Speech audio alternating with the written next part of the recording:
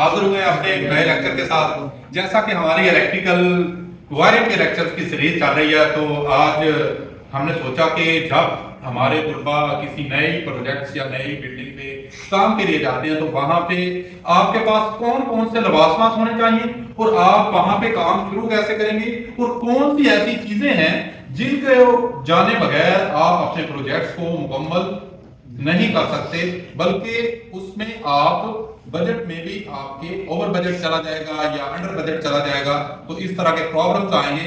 कुछ चीजों का अदराक आपको वायरिंग का काम करने के लिए उन चीजों का जानना बहुत जरूरी होता है। तो आज हमने सोचा कि क्यों ना उन्हीं चीजों पे बात की जाए जिनके जरिए आप जिनको जानते हुए बेहतर से बेहतर अंदाज में काम कर सकें। तो सबसे पहले हम कहीं भी जाते हैं तो उस जगह भी पैमाइश करना बहुत जरूरी होती है कि पैमाइश की जाए, हमारे पास प्रॉपर मेजरमेंट हो, उसके मुताबिक हम सेट करें कि इस रूम के अंदर लाइट के एक रूम की मिसाल है तो इसमें कितनी लाइट्स लगेंगी, कितना इल्यूमिनेशन लेवल रखना है, इसमें कितने लक्स होने चाहिए। लाइट का अंदाजा भी उसकी पैमाइश के मुताबिक निकालते हैं। और उसके बाद आप अगर फैन वगैरह इंस्टॉल कर रहे हैं या आपने एसी इंस्टॉल करना है, तो वहां पे आपके पास कवर्ड एरिया की मेजरमेंट होना जरूरी है कि यहाँ पे कितने कवर्ड एरिया में कैसे आप मुनासिब अंदाज से वेंटिलेशन का प्रॉपर बंदोबस्त कर सकते हैं गर्मी और सर्दी के लिए हीट एंड वेंटिलेशन का। और उसके मुताबिक आप ये भी जानेंगे कि हमारी वायर की एस्टिमेशन कितनी आएगी, डक्ट कितनी लगेगी, अगर सीलिंग करनी है तो सीलिंग के लिए हमारे पास कितनी मेजरमेंट और कितना कवर एरिया है। तो इन चीजों का अदराक होना जरूरी है। तो सबसे पहले आते हैं कि वो कौन से आलात हैं हमारे पास जिनके जरिए से बड़ी पैमाइश से लेकर छोटी से छोटी पैमाइश मुमकिन हो सकती है। तो आज हम आपको तारफ करवाने जा रहे हैं। सबसे पहले तो इसमें हमारे पास एक नॉर्मल पैमाइश के लिए पैमाइशी फिट आता है कि एक जिसको स्टील रोल या फुट कहते हैं, ठीक है, वो आपका 1 फुट की पैमाइश के लिए होता है, उसमें छोटे छोटे इंचेस हो जाएगा, या 1 फीट की पैमाइश के लिए वो इस्तेमाल होता है। सेकंड नंबर पे मेजरमेंट के लिए उससे अगर बड़ी पैमाइश है तो हमारे पास मेजरिंग टेप या मापने वाला जो फीता होता है, मापने वाली टेप या फीता उसको कहते हैं आमतौर पे, वो होना जरूरी है। और उसके मुताबिक आपको उसके यूनिट्स होना जरूरी है जिनका हम नीचे जिक्र कर रहे हैं। एक आपके पास फुटा हो या जिसको हम पैमाइशी फिट कहते हैं, ये होना चाहिए। मीटर टेप होनी चाहिए या फीता आपके पास लाजमी होना चाहिए। तीसरे नंबर पे आपके पास अगर वहां पे आपने वायर का साइज निकालना है, आपने किसी रॉड की मेजरमेंट करनी है या किसी चीज का इनर गैप देखना है, इनर एंड आउटर डायामीटर देखना है, तो उसके लिए बहुत ही कॉमन चीज, सबसे अहम चीज इस्तेमाल होती है vernier caliper. Vernier caliper market में आपको मिल जाएगा, ये मैं साइड पे आपको दिखा भी रहा हूं। वर्नियर कैलिपर का इस्तेमाल बहुत जरूरी है। छोटी से छोटी पैमाइश में ये इस्तेमाल होता है। एग्जैक्ट वैल्यू और एक्यूरेसी के लिए वर्नियर कैलिपर का इस्तेमाल होता है।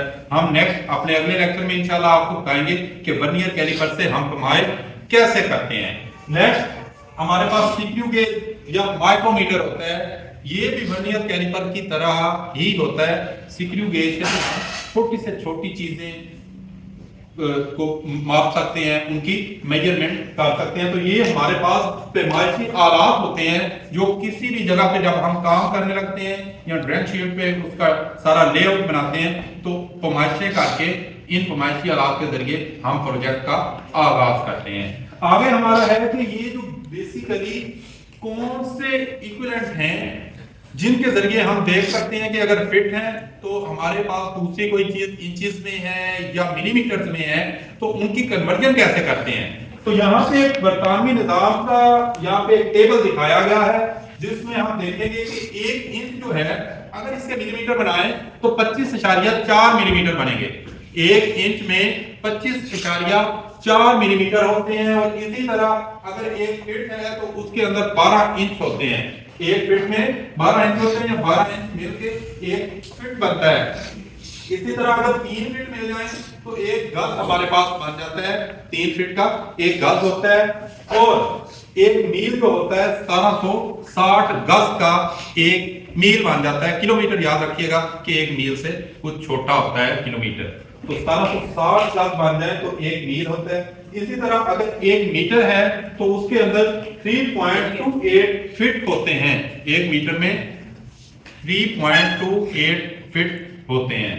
और अगर दूसरे यूनिट्स की तरफ जाएं तो 1 किलोमीटर 1000 मीटर का होता है, इसी तरह 1 मीटर के अंदर 1000 मिलीमीटर होते हैं, और 1 सेंटीमीटर के अंदर आपके 10 मिलीमीटर होंगे। 1 सेंटीमीटर एक छोटा यूनिट है, उसके अंदर आपके 10 मिलीमीटर होंगे, और 1 मीटर के अंदर 100 सेंटीमीटर कहते हैं। याद रखें कि सेंटी वर्ड ही 100 के लिए इस्तेमाल होता है, कि 100 गुना कोई चीज जो कम होती है उसको सेंटी कहते हैं। तो इस तरह 1 मीटर के अंदर 100 सेंटीमीटर होते हैं, और मिली 1000 गुना कम चीज को कहते हैं। इसी तरह 1 मीटर के अंदर 1000 या 1000 मिलीमीटर होते हैं।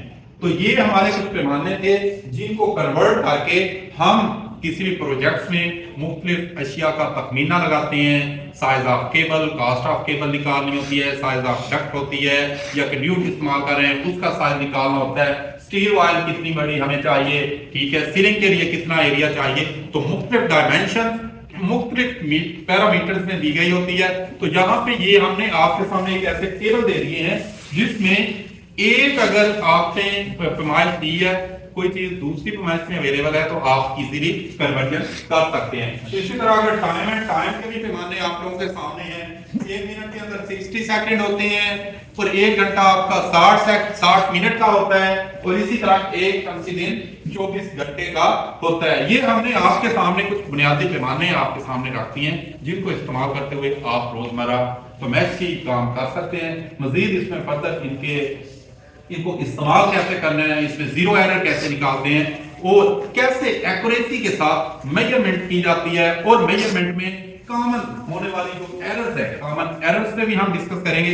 हम आपको हर वो चीज यहां से दिखाएंगे जो एक प्रोजेक्ट के अंदर आप लोगों को हेल्पफुल करेगी, आप लोगों के लिए हेल्पफुल होगी। और मेरे कमेंट सेक्शन में आप लाजमी अगर कहीं पे आपको कोई हर्डल्स आती हैं तो हम वहां पे भी आपको रहनुमाई देंगे। अपना बहुत सा ख्याल रखिएगा, मिलेंगे इंशाल्लाह नेक्स्ट लेक्चर में। अल्लाह हाफिज।